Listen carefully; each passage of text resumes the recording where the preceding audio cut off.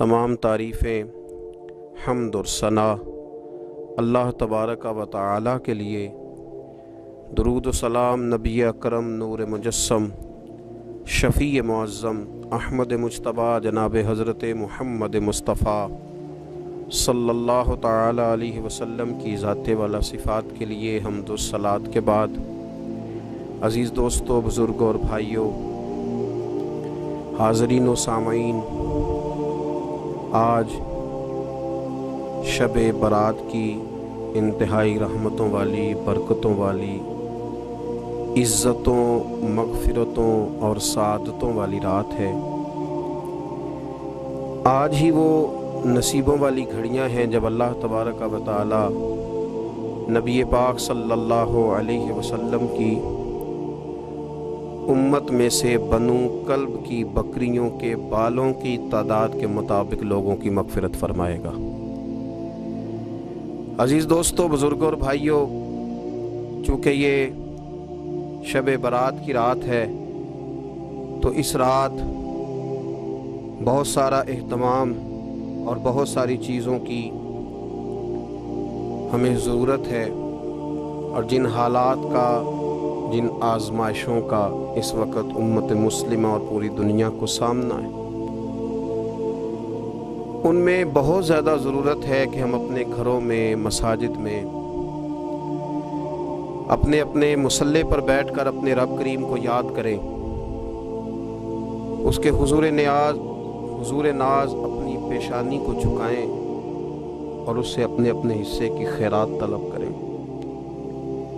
याद रखिएगा कि ये वो मुकद्दस घड़ियां हैं कि मगरिब से लेकर सुबह सादिक तक अल्लाह तबारक व तआला आसमान दुनिया पर नुज़ूल जलाल फरमाता है जो उसकी शान के लायक है, और वो ऐलान फरमाता है आज की रात के है कोई बख्शिश मांगने वाला मैं उसे बख्श दूं, है कोई रिस्क तलब करने वाला मैं उसे रिस्क अता करूं, है कोई मेरी बारगाह से इस बात का सवाली कि मैं उसके ऊपर करम फरमाऊं। बस ज़रूरत किस चीज़ की है? ज़रूरत इस चीज़ की है कि हमने ये जो हदीसें बार बार सुनी हुई हैं इन पर गौर करें, और ये ना सोचें कि ये पिछले साल भी हमने बात सुनी थी, बल्कि उस पर पूरा गौर करें और हदीस के एक एक जुमले, एक एक हरफ और एक एक लफ्ज़ पर ऐनुल यकीन करके बैठ जाएं झोली फैला के, और अर्ज़ करें कि अल्लाह तुम्हारे ऊपर फजल फरमा, अल्लाह तो हमारे ऊपर रहम फरमा। तो कोशिश करें कि बहुत ज़्यादा इस्तिग़फ़ार पढ़ा जाए आज की रात में, और कोशिश करें कि सूरह यासीन की तिलावत की जाए, सूरह मुल्क और सूरह वाक़िया को पढ़ा जाए, और दुरूद व सलाम कसरत के साथ नबी पाक सल्लल्लाहु अलैहि वसल्लम की बारगाह आली मर्तबत में अर्ज़ किया जाए, और यकीन के साथ, ईमान के साथ अल्लाह के हुजूर ये दुआ मांगी जाए कि अल्लाह तू रहमत वाला मामला फरमा, दरगुजर वाला, फजल वाला मामला फरमा। होता यह है कि अल्लाह तबारक व तआला बिन मांगे अपने बंदों को बहुत सारी नेमतें अता फरमाता है, बहुत सारा करम अल्लाह तबारक व तआला बग़ैर बंदों की तलब के उन पर फरमाता है, लेकिन इसके बावजूद बंदे बाज़ औक़ात बड़ी सख्त नाफरमानियाँ करते हैं, और बहुत सारी जगहों पर वो अल्लाह तबारक व तआला की ना सिर्फ ये कि नाशुक्री करते हैं, हुक्म उदूली करते हैं, बल्कि उसके गज़ब को आवाज़ देते हैं। जुल्म किया जाता है, हुदूदुल्लाह से तजावुज़ की जाती है, गरीबों का हक़ खाया जाता है, लावारिस, यतीम, कमज़ोर लोगों के साथ जब ज़्यादतियाँ हद से बढ़ जाती हैं तो फिर अल्लाह नाराज़ हो जाता है। फिर वो बहुत सारी जगहों पे अपने बंदों को आजमाइश में भी मुब्तला करता है। तो मेरे अजीज़, आज की इस रात में कसरत इस्तिग़फ़ार की ज़रूरत है, अल्लाह तबारक व तआला को मनाने की ज़रूरत है, उसके फ़ज़ल को आवाज़ देने की ज़रूरत है। हम इंसान हैं, भूल जाते हैं, बशर हैं, बेखबर हैं, हलाकत की दुआ क्यों मांगें? तो हम कई दफ़ा भूल जाते हैं, कई दफ़ा हमारे साथ इस तरह का मामला हो जाता है कि हमें समझ नहीं आती कि अब हमें कौन सा रास्ता इख्तियार करना है। تو اس موقع پر اللہ کو منانا چاہیے، رب کریم کی رحمت کو آواز دینی چاہیے۔ دیکھیے حضرت سیدنا آدم علی نبینا علیہ الصلاۃ والسلام سے ایک خطائے اجتہادی ہو گئی۔ اللہ تبارک و تعالی نے ایک درخت کے پاس جانے سے منع کیا تھا، لیکن مشیت عزوی کے حضرت آدم وہاں چلے گئے، اور پھر جب انہیں محسوس ہوا نا کہ میرا رب ناراض ہو گیا ہے اور وہ زمین پہ تشریف لے آئے، تو 300 سال انہوں نے رو کے گزارے۔ یہاں تو خشک ہو گئی ہیں لوگوں کی آنکھیں۔ اب بھی لوگ ٹی وی کی خبروں پر زیادہ توجہ دیتے ہیں، لوگ ظاہری اسباب پر زیادہ نظر رکھتے ہیں۔ 300 سال جناب آدم علیہ السلام نے رو کے گزار دیے، 300 سال۔ اور پھر دونوں نے، قرآن مجید فرماتا ہے کہ دونوں نے، جناب آدم نے، حضرت حوا نے کہا، وقالا، دونوں نے کہا، ربنا ظلمنا انفسنا، اے اللہ ہم نے خود ہی اپنا برا کیا ہے، وَإِن لَّمْ تَغْفِرْ لَنَا، اگر تو نے ہمیں معاف نہ کیا، لَنَكُونَنَّ مِنَ الْخَاسِرِينَ، تو اللہ ہم نقصان اٹھانے والوں میں سے ہو جائیں گے۔ اللہ کو منایا، اس کی بارگاہ میں آہوزاری کی، گڑ گڑائے، عرض گزار ہوئے، ربنا ظلمنا انفسنا، اے اللہ ہم نے خود ہی اپنا برا کیا ہے، وَإِن لَّمْ تَغْفِرْ لَنَا، اگر تو نے ہماری بخشش نہ کی،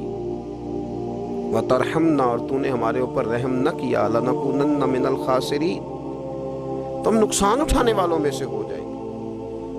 اللہ تو ہمارے اوپر رحم فرما، ہم پر فضل فرما، ہمارے لیے آسانی فرما۔ تو جب یہ جملے آپ نے ادا کیے تو پھر اللہ تبارک و تعالیٰ نے ان پر اتنا فضل فرمایا کہ مالک کریم نے اپنی ساری رحمتوں، برکتوں، نوازشوں سے انہیں مالا مال فرما دیا۔ تو پہلے تو بات یہ ہے کہ احساس ندامت ہو، پھر اس کے بعد رب کریم کو منانے کی خواہش ہو، بے رخی کا مظاہرہ، اور اسی طرح کھیلتے رہنا اور اسی طرح روٹین کے کاموں میں لگے رہنا، بلکہ پہلے سے زیادہ ان چیزوں پہ توجہ کرنا جن پر پہلے کام کی جاتی، فضولیات کو اپنے معاملات کا حصہ بنا لینا، لوڈو پہلے سے زیادہ کھیلی جانا، شطرنج کی بازیاں لگنا، اور فلموں اور ڈراموں پر توجہ بڑھا لینا، گیمیں کھیلنے لگنا، بجائے اس کے کہ اللہ نے اوقات دیے ہیں تو اس میں رب کو منایا جائے اس کی بارگاہ میں۔ لیکن وہ اس طرح جیسے شکاوت بڑھتی ہے، جیسے ہمیں احساس ختم ہو گیا، جیسے ہماری طبیعت کے اندر اب وہ والی بات نہیں رہی جو کہ ہونا چاہیے تھی۔ تو اللہ کریم کی بارگاہ میں عرض کیا جائے، رب کریم کی حضور ناز یہ گزارش کی جائے اور اسے منایا جائے۔ سورۃ المومنون کو دیکھیے تو اللہ تبارک و تعالیٰ نے ارشاد فرمایا، دیکھیے ذرا قرآن مجید کا انداز، فرمایا وَقُلْ رَبِّ اغْفِرْ وَارْحَمْ، کہا اے محبوب آپ فرمائیے، آپ مجھ سے کہیے، رب اغفر، یا اللہ تو معاف فرما دے، یا اللہ تو اپنے بندوں کو معاف فرما دے، وارحم، اور اللہ تو رحم فرما، اور محبوب آپ یہ کہیے کہ وانت خیر الراحمین، اے اللہ تو سب سے بڑھ کر رحم فرمانے والا، اے محبوب آپ یہ کہیے۔ یہ دیکھیے انداز، اللہ تو نے معاف کرنا ہے تو کر دے، فرمایا نہیں میرے حبیب پہلے کہیں گے، حضور فرمائیں گے میں اپنے محبوب کی زبان اطہر سے اس بات کو سننا محبوب رکھتا ہوں۔ میرے محبوب کریم علیہ السلام فرمائیں گے وَقُلْ رَبِّ اغْفِرْ وَارْحَمْ وَأَنْتَ خَيْرُ الرَّاحِمِينَ، اے محبوب آپ مجھے کہیے کہ اللہ تو بخش دے، رحم فرما، اور تو سب سے بڑھ کر رحم کرنے والا ہے، کوئی آکھو شاید من جاوے تے میرا کام تتڑی دا بن جاوے۔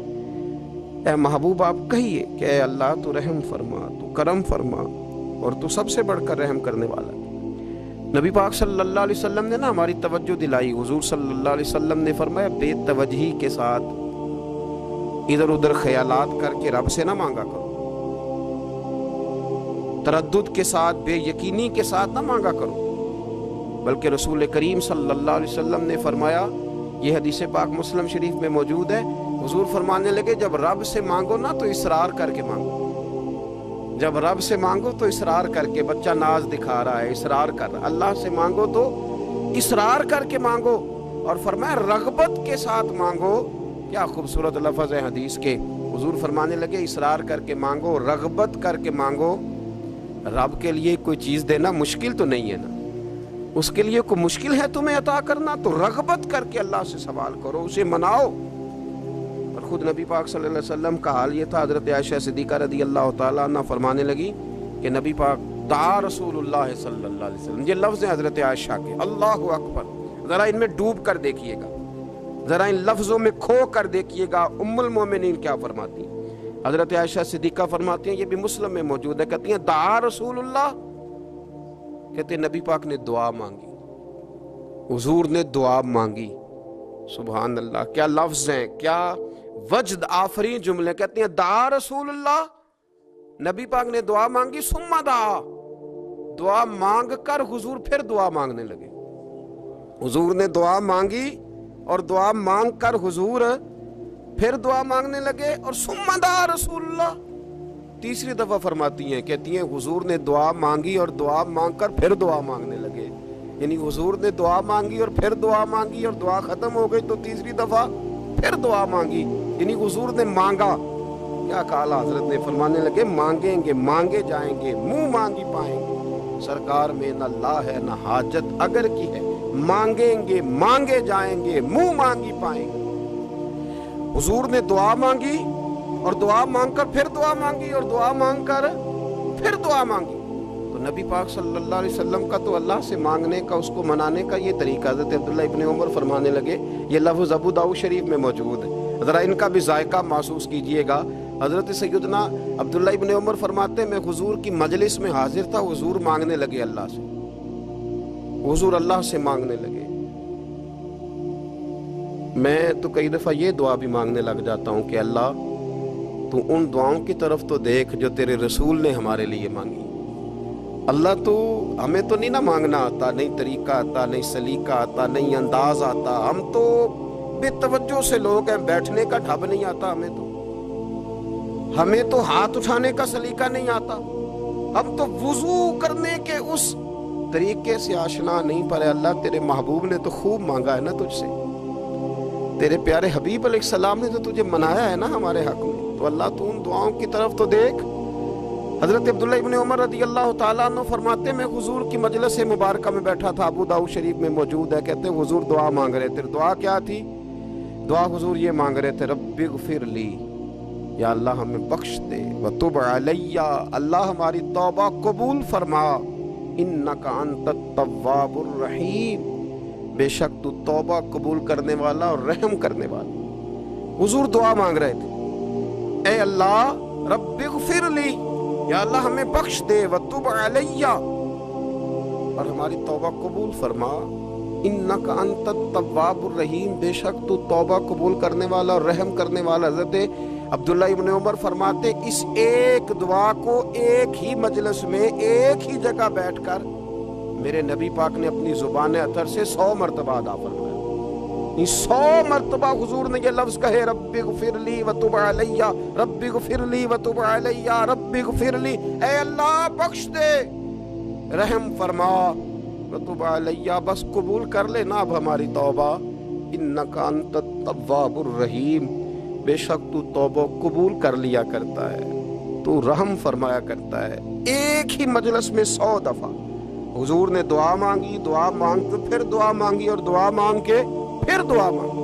اللہ کو منایا میرے رسول پاک، حضور نے ہمیں بتلایا، اسے مناؤ، اس کی بارگاہ عالی مرتبت میں جھکو، اور حضور نے خود بھی یہ طریقہ ہمارے سامنے بطور سنت کے چھوڑا، اور پھر نبی پاک صلی اللہ علیہ وسلم نے آگے بڑھ کے ہمیں کچھ اور باتیں بھی ارشاد فرمائی۔ حضور نے ہمیں بتلایا کہ پچھلے لوگ اپنے رب کو کیسے مناتے تھے، وہ کس طرح اس کے حضور ناز عرض کرتے تھے۔ حضور نے ہمیں اللہ کو منانے کے طریقے بھی بتلائے، فرمایا جب ماں باپ دعا مانگیں گے اولاد کے حق میں تو وہ مان جائے گا۔ حضور علیہ السلام نے فرمایا جب مسافر دعا مانگے گا تو اللہ مان جائے گا۔ فرمایا میرے رسول کریم نے کہ جب بیمار دعا مانگے گا تو اللہ مان جائے گا۔